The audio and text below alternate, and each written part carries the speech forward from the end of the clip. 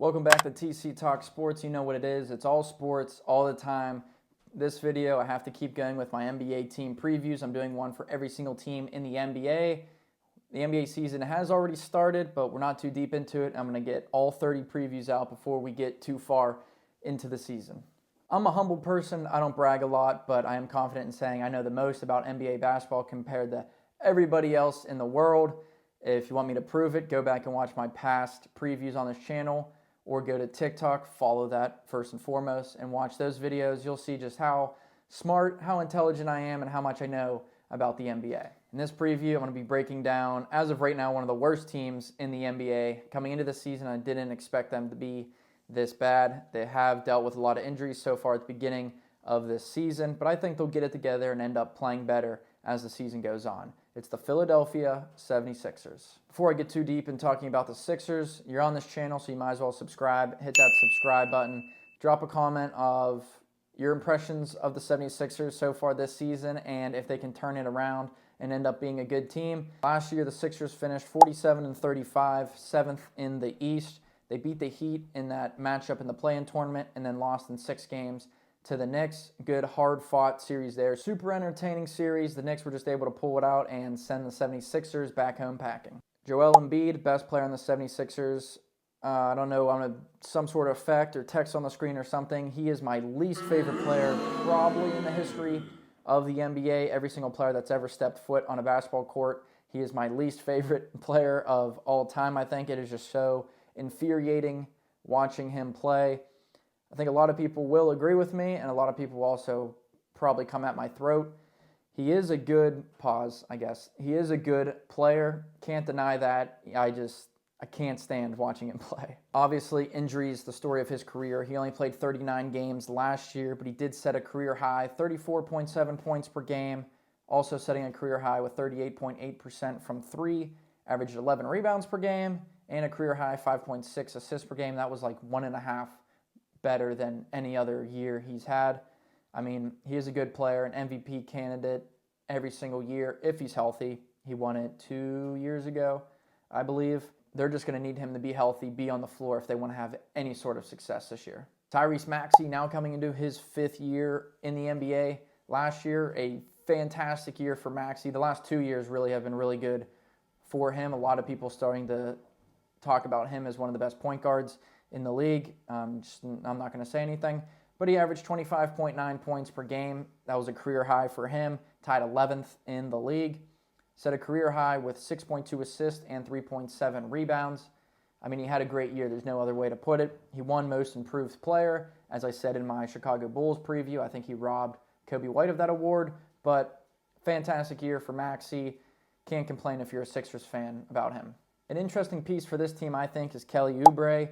He's now in his 2nd year with the 76ers. He's kind of just a tall, lengthy, athletic wing type of player. Pretty good year last year for the 76ers. In his first year, he averaged 15.4 points per game, 5 rebounds. He shot 31% from 3. That's not a good number. That's a low number if you weren't familiar with these stats. But he is a 3-point shooter. I mean, he's comfortable shooting the 3 ball. I think that number will improve this year. Maybe not too much, maybe like 34 to 35% from beyond the arc. I think he'll take less threes than he did last season. But he's a good on-ball defender as well. He averaged 1.1 steals per game last season. I think we'll see a similar performance on the defensive end from him this year. I wouldn't say it's a big 3 with Embiid, Maxey, and Oubre. Definitely a dynamic duo, there you go, with Maxey and Embiid. But Oubre, he's just going to be a good role player for the Sixers this year. Off-season, Sixers did a lot. They signed Paul George, obviously. He missed a couple games already this season with injuries. Eric Gordon, another good 3-and-D type of guy. Maybe not as reliable in defense as he used to be, but I expect him to still be a good 3-point shooter. Caleb Martin and Gershon Yabusele. If you watch the Olympics basketball, you know this name. He played outstanding in the Olympics for France. He had that poster dunk on LeBron in the finals.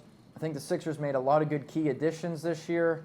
They also signed Andre Drummond, who played well as that starting center for Embiid in the first couple games. Throughout the year, he's obviously just going to be that backup center. Gershon Yabusele. He can play pretty much anywhere from small forward to center position. At the recording of this video, he started last night at the center spot, had like 9 points, 6 rebounds, 5 assists, something like that. I mean, he can do it all. He can shoot the 3-ball. We saw it in the Olympics. I think low-key, really good signing for the Sixers. I know a lot of teams were interested in him after watching him play in the Olympics. Sixers winning out on that one. Good signing for them. And Caleb Martin's also a really good low-key signing for Philadelphia. We saw him with the Heat. He was part of those championship contending teams and teams that made runs in the playoffs. Not a crazy good offensive player, but I mean, he can dribble, he can shoot threes, he can get to the rim, score down low, but he's also a really good on-ball defender. I think he'll take up the task of guarding the other team's best players this season for the Sixers. A lot of signings, a lot of moving parts with the 76ers team, and just staying healthy is going to be the number one important thing for them this year. At the recording of this video also, last game, no Paul George, no Maxey, no Embiid. I mean, if those three are on the floor together, they're going to win a lot of games, but health just has to come first for them. A good draft night for the Sixers as well, taking Jared McCain, 16th overall from Duke. It's not up to debate. He is one of the best shooters in this draft class. I think Dalton Knecht is probably the best shooter, but McCain, if you watched him in college, you know he can shoot the damn ball. I'm a UNC guy. I hate Duke. I hated him. Hated watching him play last year for Duke. But low-key, very good draft pick for the 76ers. I think he's an NBA-ready player, even though he was just a freshman last year in college. Made the All-ACC rookie team, All-ACC honorable mention. 2 good accolades to have going into the NBA. He's confident. I mean, leading up to draft night and through draft night, all of his TikToks, painting of the nails, whatever. No one should care about that. The way he plays basketball, he's a really good basketball player, and at his size, a very good rebounder as well somehow. He's like 6'3", maybe even shorter, and he averaged like 5 rebounds a game. Yeah, 5 rebounds a game in college, which is kind of crazy, but I think he's going to have an immediate impact for the Sixers. Don't know how much time he's going to get because he will be coming off the bench. Don't know how much opportunity he will get because the team is pretty deep with Maxey, Kyle Lowry, Caleb Martin's also a guard. Hate to say it, but at the recording of this video, he just dropped his career high. Obviously, he had like 36 points, 10 assists or something crazy yesterday for the 76ers. I wish I would have came out with this earlier, but I'm not a bandwagon. I know he was going to be good. If you watched him in college, you knew he would be a good NBA player. Maybe not a 35-point double-double type of guy in his like 7th career game, but good pick for the 76ers, and I think he'll end up being a good NBA player in the future. In the second round, they also took Adem Bona at a UCLA. Fantastic rim protector, great lob finisher. He has a giant wingspan, 7'4" wingspan.